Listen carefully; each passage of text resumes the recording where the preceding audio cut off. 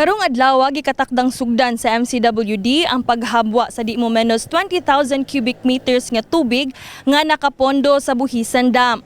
Paingon ngadto sa Kinalumsan River nga konektado sa Naasuing Dam. Ug tungod niini posibleng maapektuhan ang supply sa tubig sa mga residente nga nagpuyo sa dakbayan sa Sugbo. Tungod sa pagkaguba sa century-old valve sa Buhisan Dam, apektado ang linya sa tubig nga mosumpay sa Tisa Filter Plant nga maoy moapod-apod sa tubig sa mga kabalayan sa dakbayan. Fortunately, after more than 100 years, ang atong valve nga naa sa ato ang kanang pipe from the dam to the filter plant, guba siya, dili na siya maagyan og tubig. So ang hitabo karon niubos ang atong production sa Buhisan Dam. Kay wala na may ma-process sa Tisa, kay wala na mahatod nga tubig. So ayuhon sa MCWD ang valve. Para makaayo ta sa atong valve, kinahanglan nato i-drain ang tubig from the dam. Gani atong naabtan ang mga kawani sa Cebu City Disaster Risk Reduction and Management Office nga nag-andam sa paghabwa sa tubig sa dam.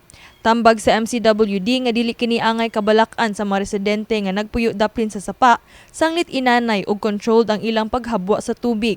Giklaro sab ni Herodias nga bisan pa niini walay mahitabong water interruption sa mga customers sa MCWD. Let me clarify this, no? Ang 20,000 cubic meters nga i-discharge is not the production capacity of the dam. It is the volume of water stored in the dam. Ang production nato sa Buhisan, after na siya ma-filter and then i-distribute nato sa mga tao is just 4,000 cubic meters. Since affected siya, mga around 3,000 ang nawa. Gibuhat sa MTK, nagbuha lang may og supply from our other sources para mahatagan ni Apon og tubig ang katong mga area buha og supply from Buhisan.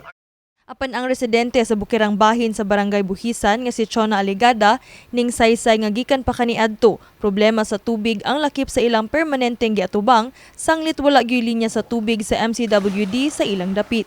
Kada adlaw may magsahod pero inuras among kuan. Alas 12 hangtod alas 3 amo ang oras. Magpundo ra mig tubig da sa barin. So manghinaot gyud mo ma'am nga makalinya mo og MC para mas barato. Oo, kaya ron makakuan tabang nanadyo permanenteng tubig. Apan matud pa sa MCWD, wala pa'y proyekto nga nakaschedule sa pagbutang og linya sa tubig sa Bukirang Bahin sa Buhisan tungod sa kalisod sa pressure bisan pa man nga ang tinubdan sa tubig gikan mismo sa ilang barangay. Kauban si Grace Fegarido, kini si Queenie Holigon alang sa MyTV, Cebu.